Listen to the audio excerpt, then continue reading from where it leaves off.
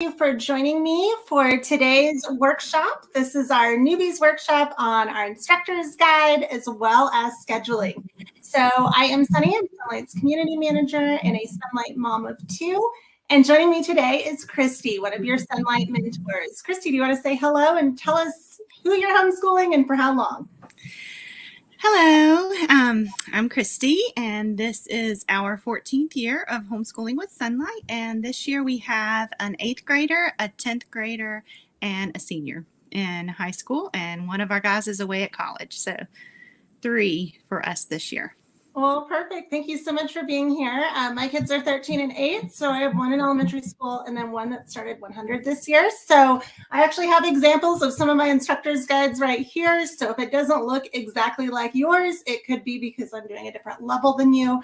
But the concepts are the same, and we're going to try to give you some tips on how to use your instructor's guide and really customize them for your homeschool. So I see we have some people joining us from Canada, Alabama, Washington. Make sure if you're watching, drop those comments in the notes and tell us where you're watching from.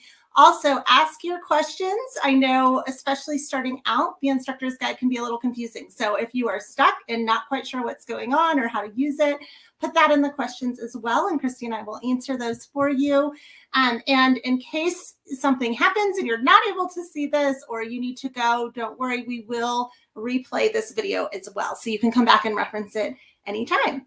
So let's jump in and talk about setting up the instructor's guide. I've got an example of one right here in my Sonlight Finder. You can have Sonlight assemble them for you. But Christy, for those who did not have theirs assembled by Sonlight, how do we typically recommend that you set it up to start your year? So whenever I put mine together, I usually just start out by putting I go by section. So there are either 3 or 4, depending on your guide. So just take note of the different sections and maybe separate those. And then you can put your notes before you get started, before that schedule and notes section. Really an important place to look is the table of contents at the very beginning. And I'm looking at one of the high school levels right here that it just happened to be in front of me here. But it has clearly marked section 1, section 2, and section 3. And so you can look at that. And the schedule and notes section is the part that has the weeks 1 through 36. And you'll notice the tabs on the binder. You have weeks 1 through 36. So just simply you can, I usually, if I'm doing one of the lower levels and have history, I will have history first, and then language arts, and then science in my big Sonlight binder. If I'm putting, like weeks 1 through 36, I just arrange them that way. And then all of my section 3, section 4 go in the notes behind those corresponding, binder tabs. Yeah, and I think it's important. You talked about the notes at the beginning before you get to the actual schedule. Mm-hmm. I think sometimes we get so excited, we just want to dive right in and we overlook those. If you're new to Sonlight, I highly, highly recommend that you read those first. That's going to tell you what the little globe picture or the people picture on your schedule page means, or where to find things in section 3 and 4, which I know can be a little tricky. If you are not finding something in the schedule, it's probably mentioned in one of those places. So make sure you read those notes first before you get into the schedule. We'll talk about the appendices, those section 3 and 4 a little bit too, to answer any questions you may have about that. But let's go ahead and jump in now to the schedule. How should somebody look at those scheduling pages? And I mean, how do they use that information to figure out what they're supposed to do?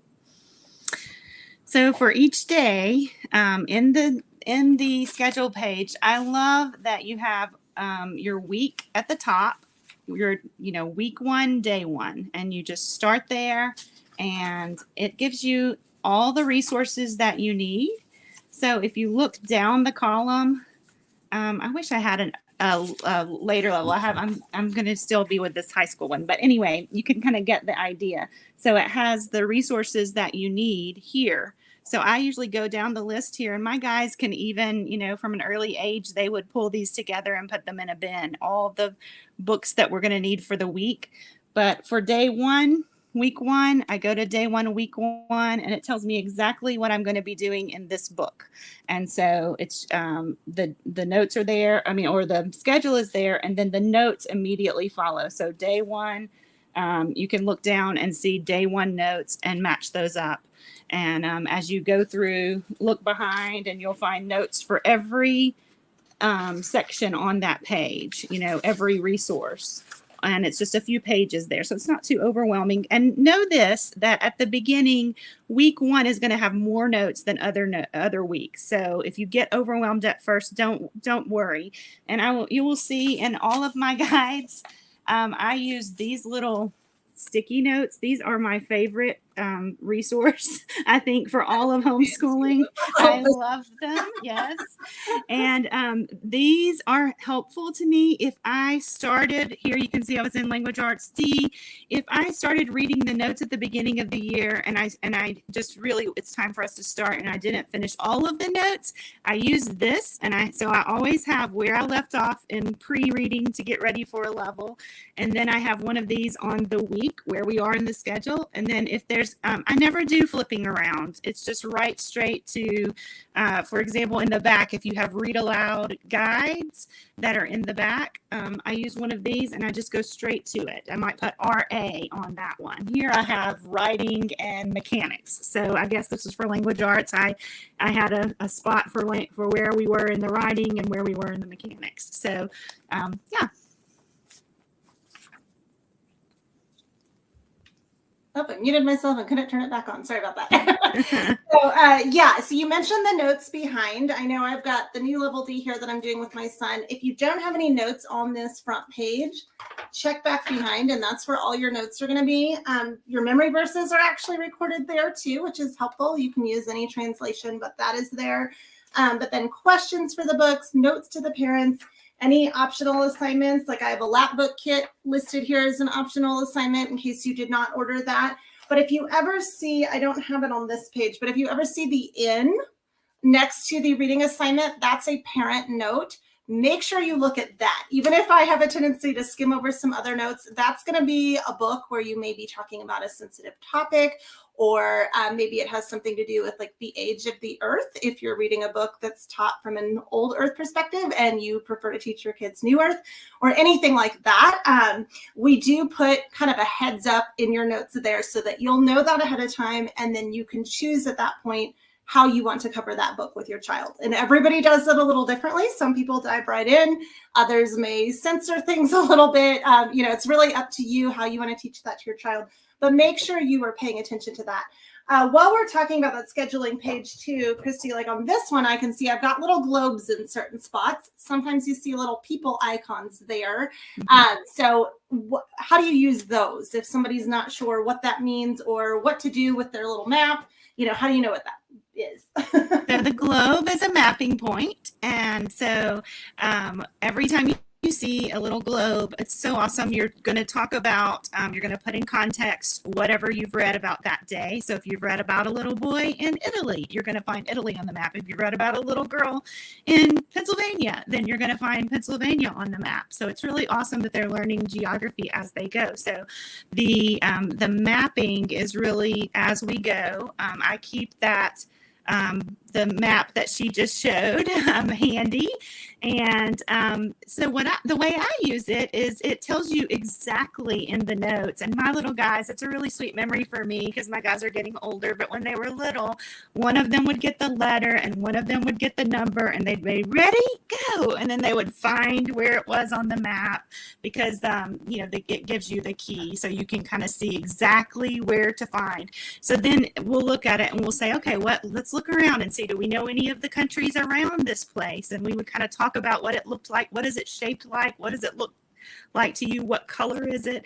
And then we would go to the big markable map that we had on the wall, and that big map that folds out, and that's completely not marked. And so we would use our the vis-a-vis wet erase markers, and we would mark the place. So we would say, okay, what color is it on this map? And we'd try to find the country or the state on that map. So that's how we did the mapping. And then the timeline is just a globe no, not a globe. That's the mapping. A little person, or is it still a person? I know now it's a group of people. There's like 2 or 3 people. Okay, group of people.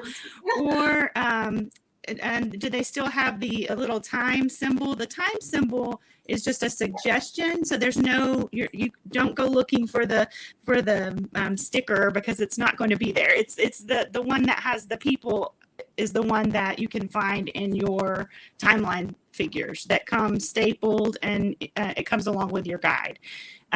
Maybe there's 5 or 6 pages or however many pages. But anyway, we would cut those out and then stick those on the events or the people on the timeline. And so that helps us, with little ones. It's a concrete concept of being able to, time is really hard to get. They don't know whether we were around when George Washington was here, and you get those kind of questions, but the timeline helps with that. So those little timeline symbols help you place things in time where they happened on your timeline. Perfect. Thank you. I'm getting some interference on your speaker, Christy. I don't know if you have something propped up against it or if you want to check that. It just sounds a little crackly on my end. Also, if you need more information about the timeline specifically, one of our other Sonlight mentors, Anne, actually did a great live last week in the main section of the app. So make sure you check that out if you have more questions about the timeline specifically. Like Christy mentioned, the group of the people, those are going to be the stickers that come with your HBL. So there's different stickers for different levels up through level J. In high school, it is just a little clock, and you do have the clock throughout the earlier years too. And in our house, we chose to just handwrite those on our timeline. You can do that. You can just point where it is in the timeline. It's really up to you. But those timelines get really cool after you've done them for a few years, and you start to see like, oh, we learned this in world history, and this is where it fell in American history, or, things that were happening at the same time in different parts of the world that you may not have realized. Really helpful there. And then like you said, the map point for elementary school, we do include the little map in here. For older, like high school levels, they have individual paper maps. So hold on just a second, I'll show you. I keep the answer keys for those in this pocket for my daughter, and then she marks them in her own student IG, which we'll talk about a little bit as well. Let's see, it looks like we're getting a question about where are the reader notes and why are they in both the HBL and the language arts guides? This is something that confused me too, even after doing Sonlight for a few years, when I realized that, yes, you're going to get reader notes that match your HBL and that match your language arts guides. So, Christy, where can people find those? Because they are not filed directly behind the schedule unless you choose to move them. Mm-hmm. Check your table of contents and you will find exactly what page they are on. But look in section 3 or 4, depending on the guide, and you'll find your reader notes and your read aloud notes will be separate. And at different times, those have been filed in different ways. So I'm scared to say exactly. Sometimes they're in order of occurrence, I think, and sometimes they're in alphabetical order. So just check it and kind of look and see, and you can kind of figure out there's usually a note in the back that lists all the readers for the year in order. It's another place where all the readers are in order that you can look at that and then kind of see how they're filed and put a sticky there. That's what I do so that you'll be able to find it. But yeah, they are in both. And the reason they're in both is because some people order either a different language arts or they don't order language. There's a different Sonlighters use different programs. And so basically they are there for, if you're doing both language arts and an history by literature HBL, then you're going to have both. So. Yeah, and that is a good point, what you said about sometimes they're filed by week. I think level D is like that, where it says week 1, and then you've got the questions for both your readers and your read alouds there in the back. But then the high school levels, it's alphabetized by the book. So if you're trying to find it, look up the title of the book in alphabetical order, and then you will be able to find those questions. Now, you can leave them in the back. Christy mentioned putting a sticky there so that you can find them.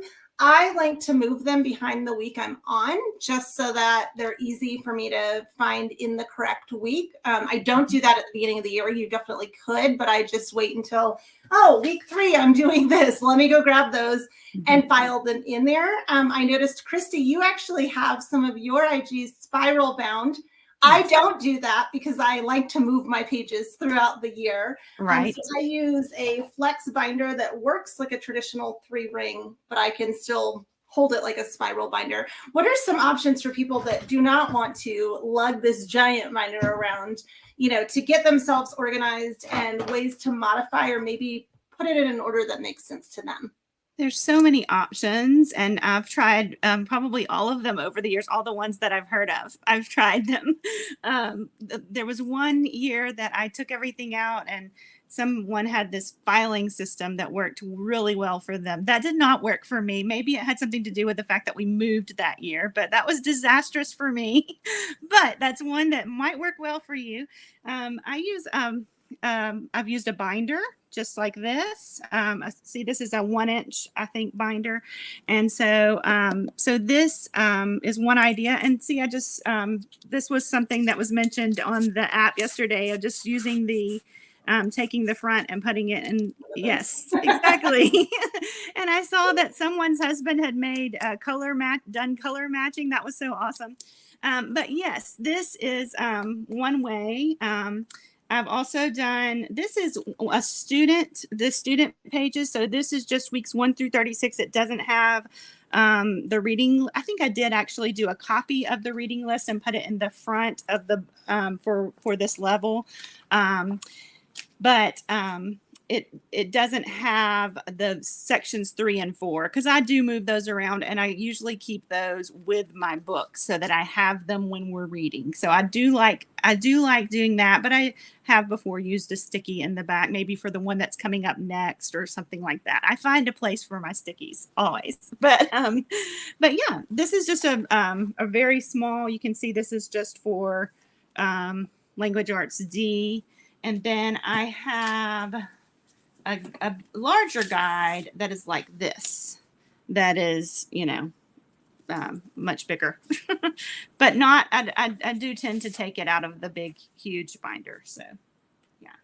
Yeah. So I always tell people, start with the big binder, maybe that you get from Sonlight, use it for a few weeks, and then start kind of playing with, okay, I do like doing this. I don't like doing this. I always keep my master binder. This is all the weeks I'm not currently on in the 2 bigger binders for each of my children. I have 2 different levels that I'm running. That's why I have 2. But that's just so that I know where everything goes when we're done and where I can find their worksheets and all of that. In my little flex binder, I have pockets and tabs. So this one has both kids, what we're currently working on. I like to do that. That way I can go to the table and say, hey, you read me this. Hey, here's your questions for history. And I kind of go back and forth between my kids like that. Mm-hmm. But they have pockets in the front. So this is where I put, like I said, my daughter's map keys. She, being in level 100, has her own IG that's in a smaller binder, like the one Christy showed, that 1-inch binder.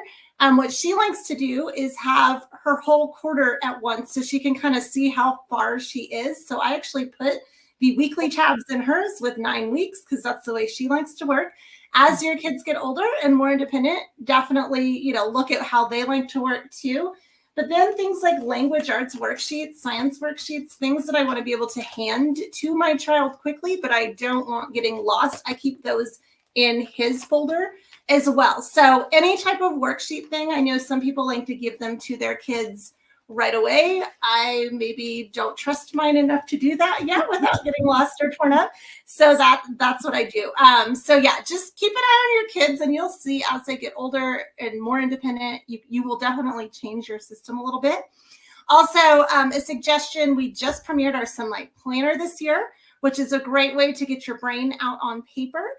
We do have a page there that looks just like your IG, and it can be filed in your IG as well. Christy, do you have yours handy? Mine is out in the other room where the kids are doing school, so I don't actually have it in here to show you.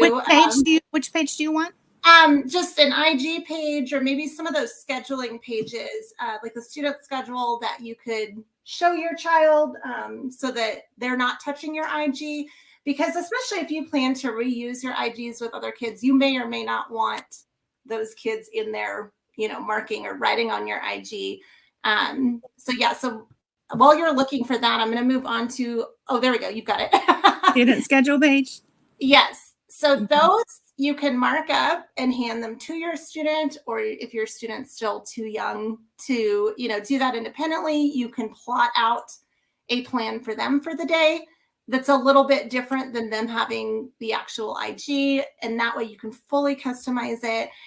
Definitely check the Sonlight website for our planner. Again, 3 ring bound so that you can move the pages to whatever makes the most sense for you. Christy's got hers in a binder. You can get a binder from Sonlight, or we have seen people start spiral binding them as well, just like the IGs. So whatever you like. We've got a question here from Alma. She said, overwhelmed first-year homeschooler here with 8th grade twins, a first grader, and a preschool, all with Sonlight all subjects packages. Knowing that we don't have to do everything on the schedule, what things can we skip without messing up our kids or missing important items? Obviously, I know anything marked optional can be omitted as optional, but how do we narrow our buffet of knowledge down for our kids and our own sanity as well, if I'm being honest? That is a great question, Alma. Christy, what would you tell her from your experience? I just think each day I look at I have 4 children. And so over the years, what I have done is each day I've looked at what was available to us for the day. And I have written down the manageable amount that we can do. And sometimes that's just a list, just a simple list of, what we're doing for math. I write it down. For language arts, I, maybe some of the optional things like you've mentioned. I will start, if you're doing a history, Bible, literature, whenever I have done more than one level, like what you're doing this year, and other years I've combined different children into different levels. And so what I have done is I've made a schedule for what my time is going to include during the day, and then a list of expectations for my sons, maybe even on a Post-it note, so that they can mark off as they go what we're going to do each day. But for me, I do the same thing for myself. Maybe I'm going to read a level D first, and then I'm going to leave, and I'm going to give myself however long, for that. And then I will work my way through. Maybe we have a time that we're doing table time math. I think we're going to get into that in a minute. But I just make myself a list of what is manageable for me in that day, and work my way through in that manner. Yeah, and a list is a great way to think about it. I know I look at my IG as a checklist. I don't know how well you can see. I've marked off what I've gone over with my child, and she's actually on the next week, but I still need to cover these things with her, which is why I haven't marked them off, and it's still in my binder. But I look at my IG as a checklist. So that might mean if we're in the middle of a great read aloud and my son is saying, what's happening next? What's happening next? I might read more than one day of that read aloud, and we might skip science that day. And then the next day do 2 or 3 days worth of science. Or, we might do all of our Bible readings in a day and then do history the next day. So I don't necessarily look at it as, oh, it's day 1. And if I don't finish everything on day 1, I'm failing. Because especially if you have 2 8th graders, a first grader, and a preschooler, that is a big age gap. That's even bigger than the one I deal with. And I know that things can change depending on your day. For your 8th graders, I would definitely recommend getting them as independent as possible. My daughter, basically, I say, okay, get your stuff done today. We're going to meet at 3:30 and we're going to discuss it. So she knows she better have at least one math lesson done. But she's doing math UC, so I kind of let her work at her pace. If she wants to move ahead, she can. She knows she needs to work on her memory verse so that way she can at least tell me, even if it's the beginning of the week, she may not know the whole thing, but I want to see that she's started it. Same thing with language arts assignments. Have you started thinking about what you're writing about this week? Can you answer the questions on your history or your language arts or, whatever you're doing? And then I let her work on her own schedule. And so I think as your kids get older, that's especially something great to do. So Alma, with your 8th graders, I would say definitely start moving them that direction. If you're a first-year homeschooler, it is going to take a little longer. My daughter's been using Sonlight since she was 3, so she kind of knows the routine, but get them doing what they can. Christy, you mentioned like telling them what the expectations are. I saw another Sonlighter recently put sticky notes on the fronts of the books with read these pages today, and then that way she can pass out books to her kids that are fluent readers. Then I would move on to the younger kids. I always prioritize reading and teaching with my younger child because he needs more help. And so preschoolers, that's a very short program as far as like length of time. So I would probably start with your preschooler. That way they feel they've gotten the attention, they're having fun, then they can go play. And then work with the first grader, because first grade, I really feel like kindergarten, first and second, those are your hard years because the child is learning how to do everything for the first time. And so when my youngest was that age, I definitely focused on him. And that's when I started moving my daughter more independent. As far as dropping books, Christy, what is your approach to dropping things? I know we talked about kind of how to get things done, but how do you know, should I keep this book? Should I drop it? What's really important?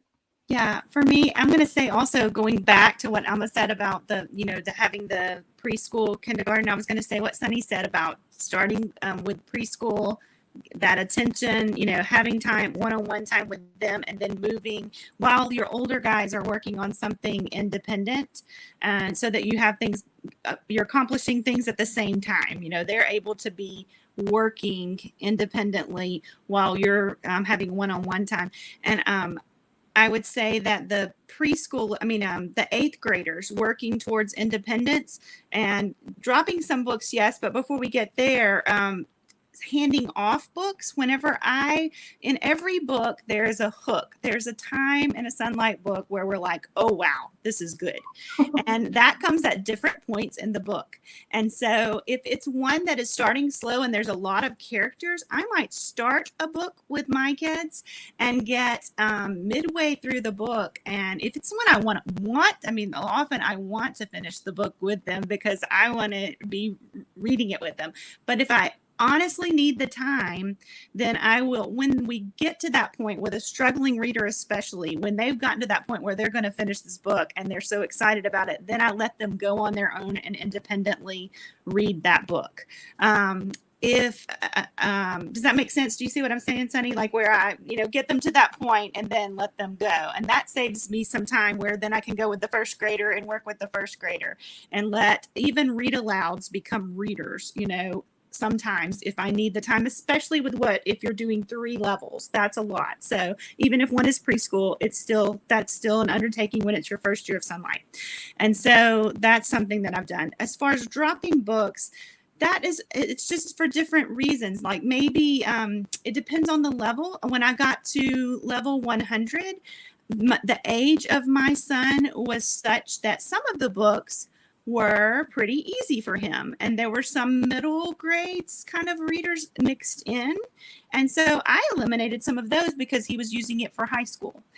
You might do the opposite if you're on the younger side. You might look at the books and by level and just by content. Okay, we covered enough of.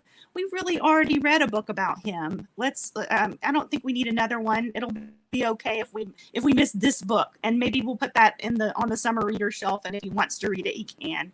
But I'm not going to require it. So there's so many different reasons that I might cut down a list in order to give us some more wiggle room in the schedule.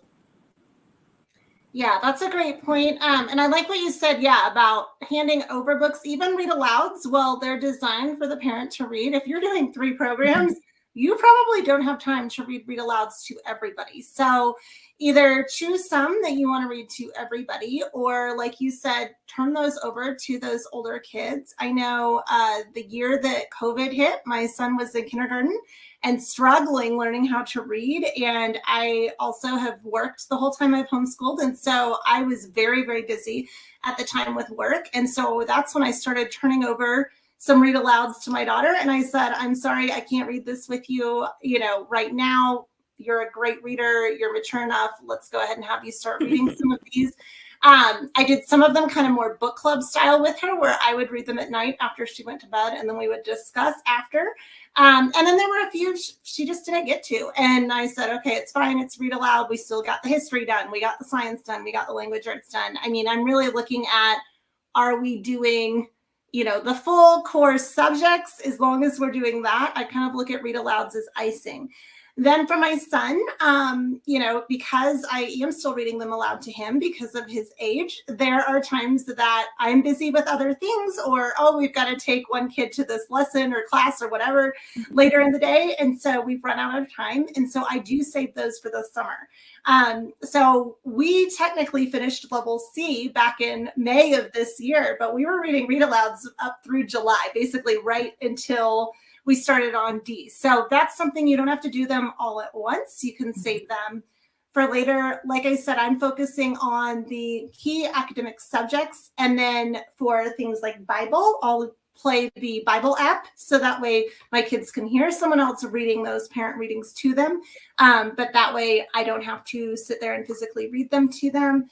A lot of people use audiobooks, or they might have an older sibling read aloud to the younger child. I mean, Sonlight really includes so many books that they're going to get a great education, even if they're just hearing some of them. I know I went through our high school programs and compared that to the books I read in high school at a public high school, and I only read 7 of the books that are included in all of Sonlight High School. So they're definitely going to get a lot that way. Let's talk about scheduling, though. We talked a little bit about that in, with how do you fit everything in. Let's see. It looks like we have Liz from Delaware commenting that she's doing 2 HBLs, K and B, with Language Arts B and Science B, and her kids love the read alouds.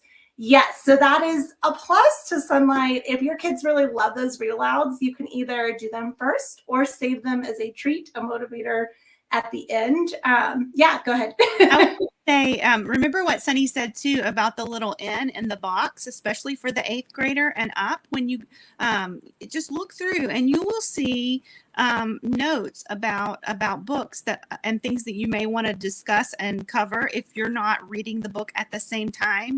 I did a lot of what Sunny said of, having it on my bedside table at night and reading. And a lot of times I use sticky notes, and I would have my sticky note and their sticky note. And especially if a reader wasn't very motivated, I have sons and they can be competitive. 3 of my 4 sons can be pretty competitive. And if my sticky note went way ahead of theirs, wow, okay, they had to catch up, So that was something that we did as well. And so, but that in the box, the note to parents in your guide, that's really helpful when your kids get into middle school and above, and the reading is just such that sometimes maybe all the readers you can't read, or even a read aloud here and there that you decide to make a reader. You might use the notes to help you decide which books to make readers and which, I think we're going to read this one together. So that's helpful. Yeah, absolutely.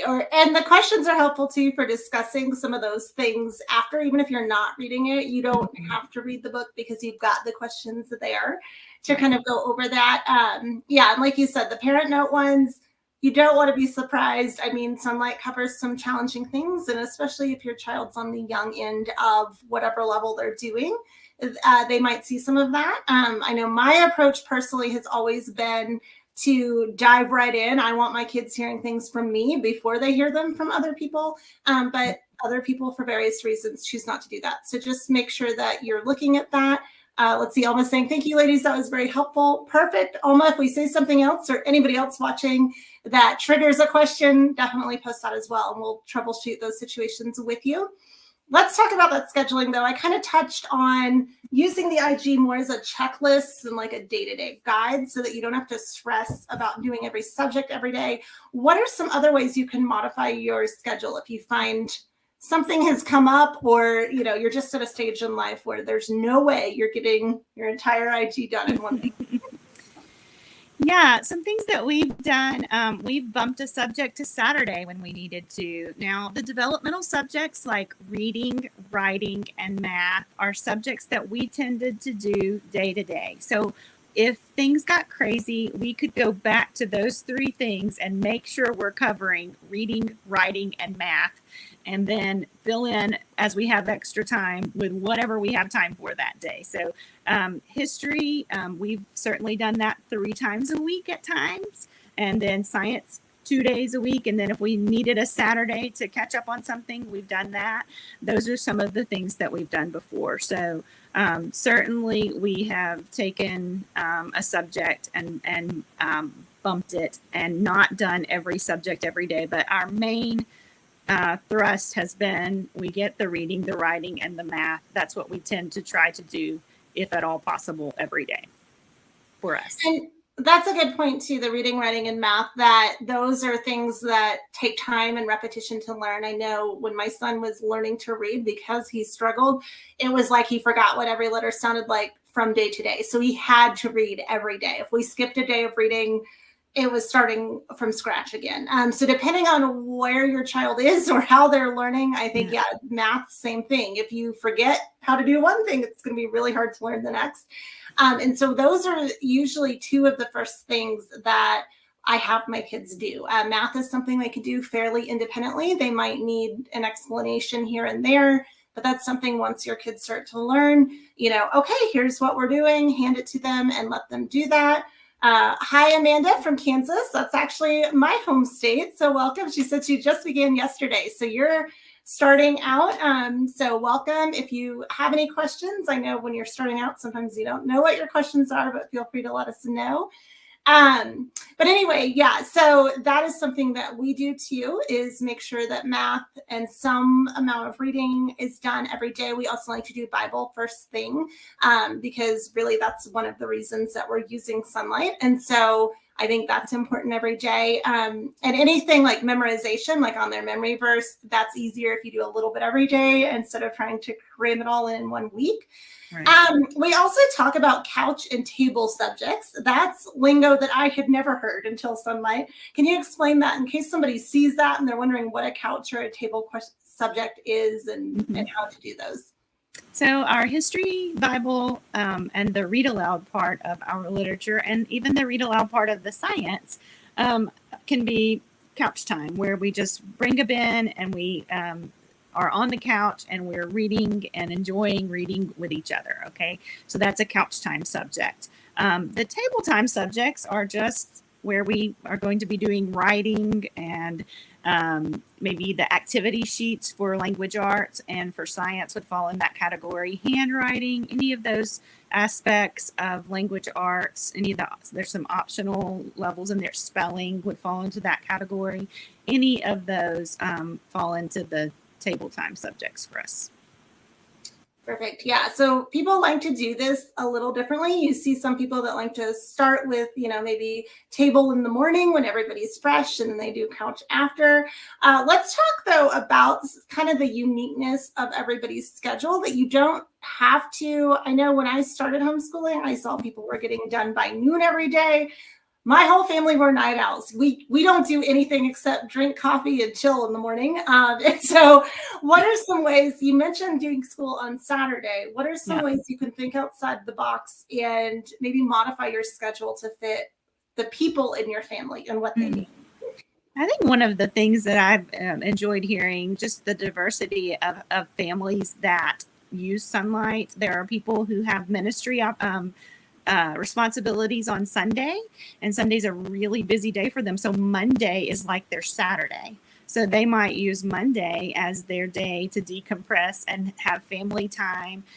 And so they may do some school on Monday, but then, they work the schedule how it works for them.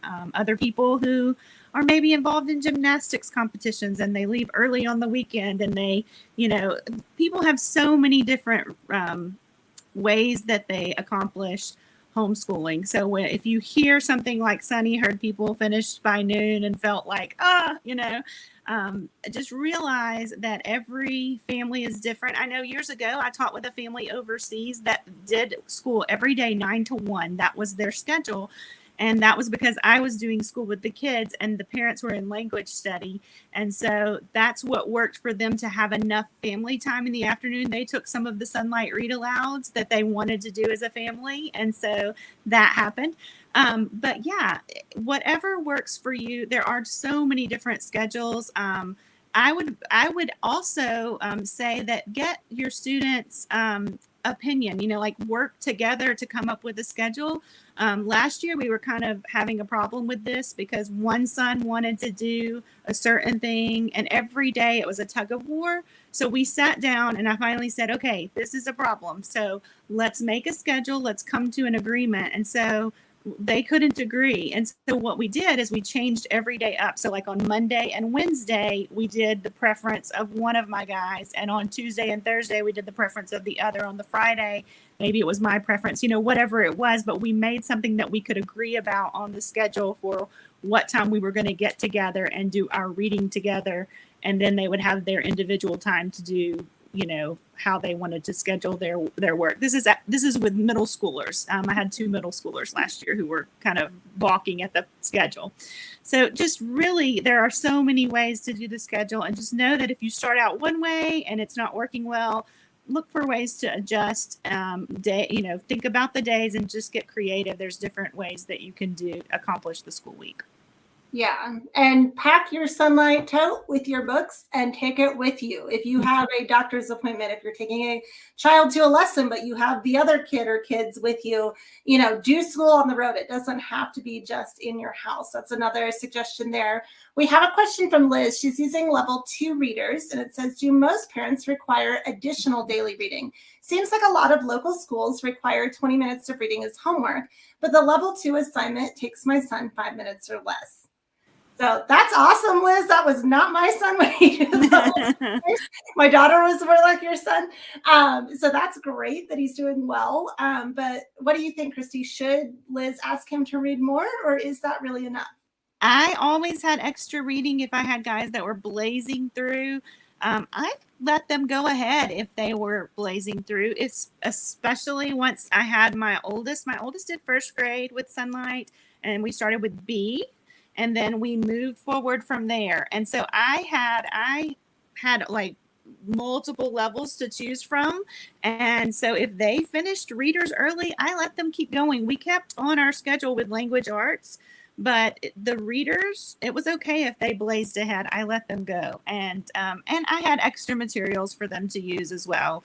If, books on subjects that they liked from the library, or, extra, if they read a book from a series in Sonlight and they wanted the entire series, we might get some of those.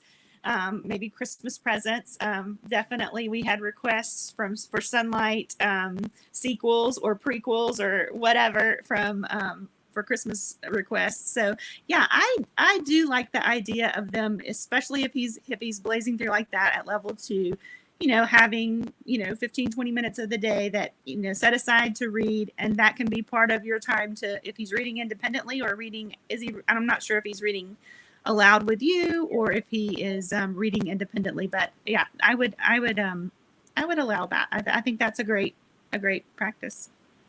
Well, that was a great point, what you said there, Christy, about some kids are reading independently, some are still reading out loud to you. I know we see it all the time in the app or on Facebook, people asking like, when can I turn the readers over to my child to read on their own? I know my son is not there yet. I still don't trust that he will not mispronounce certain words or skip certain sections.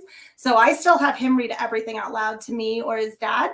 But my daughter, by the time she was becoming a very fluent reader and not mispronouncing things, not skipping things, that's about the time I said, okay, you can take your reader and go read it yourself. But then I was always asking her the questions in the IG just to make sure, like, did you actually understand this? I mean, Christy, what approach do you think parents should take if their child is an advanced reader? Do they need to keep listening to those books? Or when should they maybe keep listening if the child's struggling a little bit? Yeah, I think it is, like you said, individual for each child. I had some of my guys that said, could I just read this on my own? I really want to read this on my, it's easier for me to read it silently. But I would really make sure, sometimes I would have one of my struggling readers, especially, I wasn't ready to let him go. And so for a while, I would read part of the reading with him, not all of it, because he wanted to enjoy it on his own. And I wanted him to have that time. But I still thought he needed, some pronunciation, there were pronunciation issues. But I do think there are words that good readers mispronounce because they're good readers and they took off and read a lot of things independently. So I am still finding words that my boys do mispronounce. And I'm like, oh, that's not how you say that, But that's good. That's just a sign that you're a smart person that read a lot of books. That's a great point. Yeah, let's see. We have a question from Gina. She said, my daughter is 6 years old, and this is my second year homeschooling with Sonlight. I struggled a lot with writing, and she doesn't like writing, especially the writing that's in the IG. What can I do to make writing fun? What level did she say? Her daughter's 6, but we don't know for sure if it's like language arts 1, K. Mm-hmm. Just if you see this, let us know which level it is. But so I think language arts is in those early levels can be a drudgery or they can be fun. And so I think my biggest tip, first grade. Okay, I think my biggest tip in those levels is to kind of, if you can just shift the focus a little bit from an assignment that we're going to do today for writing that's in the IG to, for me, I have 4 sons. And so when I made it more about us sitting down and talking about something, my guys are forever like trying to tell me something, and I'm driving and I'm trying to focus on what they're saying, and they're telling me this big long story or whatever. And that kind of thing happens for a mom that has 4 kids. There's so much of your attention, and then there's so many of the things that they want to tell you all the things. So what I made it was a time that we were going to get together once a week for the creative expression part of the writing, and we're going to have 15-20 minutes together, and we're going to talk about this topic, and I want to hear whatever you have to say about this topic. And so instead of making it so much about the assignment, I would type out whatever it was, and I would kind of give them an idea early in the week. That helped. So be thinking about, maybe the assignment was about a trip that you've been on and that you want to tell about. So be thinking about one of the trips that we went on and something you want to tell me about that. And let's talk about that. You can tell me whatever you want to tell me about a trip that we've been on, or, like whatever the topic is. And then midweek, my son would sometimes say, ooh, I've got some good ideas for Thursday, and that was sweet because he was getting ready for it. Sometimes he would go on, and I'd have to say, okay, that's enough. We have to stop, So I would frame it a little differently if you can, to make it just time that you're going to spend together and talk about this event. And then they're going to tell you, whatever it is about, the trip that you've been on, or whatever the prompt is. And that way, handling it that way, instead of saying, you need to finish your assignment, or, that kind of thing. It helped us. It helps them to have more expression. It's more about, I had to get in my mind that it's more about the expression part. It's more about the composing part than them putting pencil to paper and writing. It's not a writing assignment, really. It's a composing. It's teaching them to, at that level, first grade, kindergarten, first grade, even second grade, it's more about them being able to communicate their ideas. And so you're doing the writing part, you're typing it, and they just get to talk to mom and tell something creative that they thought about, And if they want to tweak the assignment a little bit, I go with it, because if they're inspired by something and, oh, can I write about this instead? And can I add animals to this? And, whatever it is, I'm like, yes, and then that way I got more. And my son, actually, I saw somebody in the app this week say this. My guys wanted to use their assignments as their bedtime stories. And somebody said that this week. And I loved that, because my son, my third born son, is the one that really got into this and enjoyed all the writing assignments so much that he wanted to always, he's like, I would say, which book do you want to read? Can we read mine? And he wanted to read his writing assignments for bedtime stories. So I think just if you can shift it a little bit from an assignment to, let's talk about this, and just, you have my undivided attention for 15-20 minutes, however long, to write this assignment. I think that I got further with that. I don't know if that helps or not, but that helped me. Yeah, I agree. I think especially in first grade, a lot of times the child's mental like fortitude is so much higher than their ability to actually write. Mhm. So yeah, allowing them to dictate to you as you write it down. And like you said, up into second or third grade, even you know your student best.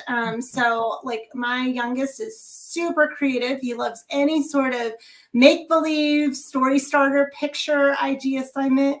But if you ask him to, tell you in order a recollection of something, all of a sudden, like some magical creatures in there. There's some imaginary thing that he likes to add in because that's his personality.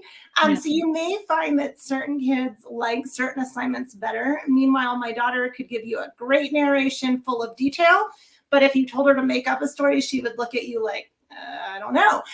So really a lot of it is the way the kids are wired. But if you talk through those assignments as opposed to making them physically write them, it is a lot easier. Mhm. I think Sunlight Language Arts does a phenomenal job of doing age appropriate activities, but you come back to them again. So if your child doesn't nail their creative expression on the second week of level A, don't worry about it. You will see Mhm. the types of assignments as they get older and they get progressively more challenging. So Mhm. that by the time they are in high school, they're excellent writers, they're excellent readers, they can do all of those things. I know Sheila, one of our other mentors, mentioned that she taught her kids to type very young because they could type better than they could handwrite. So that might be an option too. I think her kids were about second grade when they started typing. So definitely kind of play around with it. But I love your idea of, yeah, discuss it, maybe give them some ideas. Oh yeah, Sheila's watching. Okay, third grade was when her kids started typing. So yeah, that might be an option too if the handwriting it out is the problem, or if spelling is the problem, or something like that. And I just adjust the IG rubrics accordingly. So if it's saying like, are they using correct grammar, spelling, punctuation, and I'm the one writing it, I'm not going to look for that. But I might ask them, okay, do we capitalize the first letter of the sentence? Should this be a period or an exclamation point? And you talk about all that type of grammatical stuff in the IG as well. And Back to Liz's question, she was the one that asked if her son should be assigned additional reading. She said he's still reading out loud on his readers, but he doesn't like it very much. I know you mentioned the library, and I saw huge improvements in both of my kids' reading when they got to pick their own books. But what are some suggestions for that if the child's doing it, but they don't really want to, they don't really enjoy it yet? Mhm. I would say at that it was at level 2, right? Was that level Yeah, 2? level two readers. Yeah, there is a little stretch in there when they are learning to read. And I know when we were going through, I can remember around when we were finishing up those I Can Read It books, and every day, we were reading, and it wasn't, it was a there were all those skills that they needed to learn, and so we were learning to read, and it was work, it was hard, and I would just acknowledge that, and then have picture books or fun things that they're going to enjoy that speak their language, on topics that they love, for them to get the enjoyment out of reading. Keep that going, and with your read alouds, you're doing that. I would say one of the some of the books that I got were with one of my guys that was struggling with reading. It's something in Piggy. Do you know who I'm talking about? Oh, I can't remember. Maybe somebody remembers it's not Frog and it's Frog and Toad. Frog and Toad, yeah. Elephant and Piggy, maybe. I can't remember. There's one that's called We Are in a Book, and it's these two characters, and they're just really easy for. Yeah, Yeah, Elephant and Piggy. Elephant and Piggy. There we go. So it's those books were funny books that my guys enjoyed, something that they can enjoy, that can bring the fun of reading and the humor that you can get into with reading, to keep that joy going when it is work in the early years. And I will say, until you get we're learning to read up to a certain point, and then we're reading to learn, and we're reading for the enjoyment. And so but in those years, there is a little stretch in there that I do remember being like that. And I would say for this and for writing, keep encouraged as their teacher, that when they're developing in writing or in reading. I was thinking while Sunny was talking that one of my guys, He's a biology major now. He was a very much just the facts ma'am kind of writer at one point. And then in 6th grade, he wrote for the first time something that made me cry. And it was really until 6th grade. I mean, every other, like I would look at the writing and be like, okay, I don't know, and then in 6th grade, he wrote just so expressively, and he's always been able to communicate well. So it frustrated me that the writing part was not, but it was very much how he was made up. He's a biology major. He's not a creative writing, that's not his forte, but he did, it's just developmental. And it's the same thing with reading. I would stay encouraged when it's not their favorite thing at the moment. I would keep trying things that will just light that love of reading and love of enjoyment and enjoyment of reading. Yeah, I absolutely agree. I thought my son would never enjoy reading because it was so hard early on. But I've seen as he's been exposed to books he likes, it does make a huge difference. Another thing that's part of our Sonlight summer reading program, we have a lot of like bingo and punch cards and fun bookmarks and things like that. And you can download that even though the summer reading challenge is done for this year. But I know the punch card system worked really well with my son this year. Every time he read 15 books, I took him out for ice cream. And so is it bribery? Maybe a little bit, but he loved it. And he found books that he likes to read. So I think with Sonlight, your kids eventually get to a point, and even you get to a point where you love reading. My husband was not a big fan of reading before we started Sonlight, and then he's gotten involved in the read alouds with us, and now he's like, what's going to happen in that story? Or, there was one we had to pass back and forth because we both kept crying and we couldn't finish the book. And so you will find that with Sonlight and those excellent books that, that love of reading develops, even if it's not there immediately. Now, I know when you start out the year, it's fresh and it's exciting, it's easy to move through, but sometimes, we have people that start at all different times, and you might see like, oh, so-and-so's on week 20 and I'm only on week 12. What do you do with kind of those feelings of I'm behind, or is there such a thing as behind? How do you figure out that? Because I know that can be hard, especially when you're starting, if you start kind of comparing yourself to other homeschoolers. I was thinking about this yesterday because there were people that were saying, oh, wow, you're already on this. We haven't started, we're just starting, or, that kind of thing. And I think that's very much something to keep in mind. We tend to, new things come out, I think, in Sonlight usually around March or April. So so we kind of moved toward starting earlier in the years that we could. And then we got to the high school years, and we really have to keep to more of a normal schedule. We can't start July 1st like I did years ago. So there are seasons of doing that. And so just realize that everybody's in different seasons. Everybody's on different schedules or requirements at their house, and just run your race and know that you've got 36 weeks. And when you look at a calendar, I mean, maybe in your planner, or if you just look at a school calendar and you kind of lay out your 180 days or how many you're doing at your house, then, you just put your plan on there and then stick with it. And if you feel like you're getting behind, there are times that I did neglect certain subjects to the detriment of others, or maybe worked on something else to the detriment of another subject. And that was something that every quarter I would try to look down, kind of take stock of where we were, and kind of get a schedule in my mind of what I wanted to do.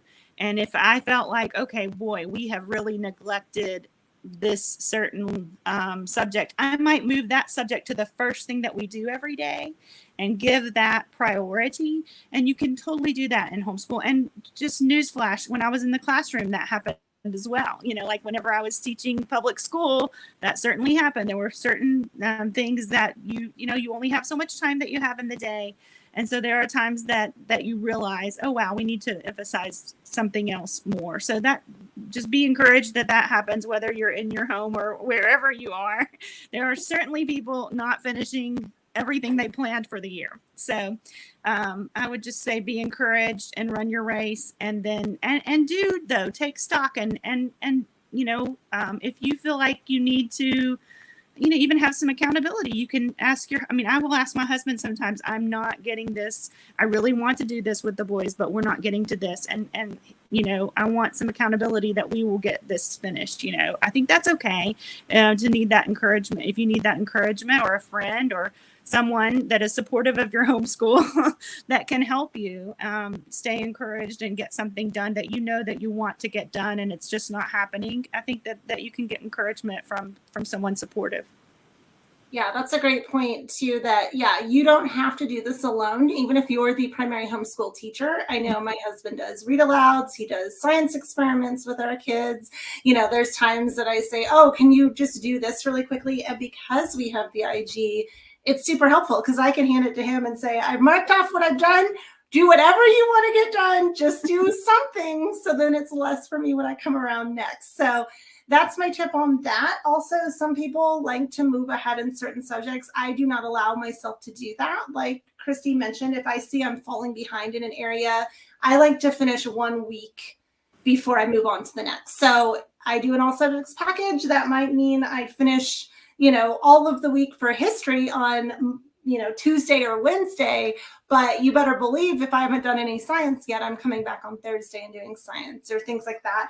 And I look at my school year as I have an entire calendar year to finish whatever I set out. Some people slow down their Sonlight programs too. They might do it over 1.5 years or 2 years. So that's always an option too. You don't have to finish all 36 weeks when you originally planned to do it. So we have talked for an hour now, and I do want to be cognizant of everybody's time. But if you run into any sort of scheduling issue or instructor's guide issue, please let us know. Post it here in the app. All of our mentors can give you suggestions based on what they've done, or you might get ideas from other people. I know I switch things up a little bit every single year based on ideas that I get from other Sonlighters. So make sure you post those questions. Also, the replay of this video will be available right here in the app. So maybe you didn't have an issue now, but in 3 months, when you find you're struggling with something we talked about, you can always come back and re-access that. So Christy, thank you so much for being here with me today. It's been a pleasure, as always, talking to you and gleaning from all of your insights with your boys, and I really appreciate you. Thank you. You too.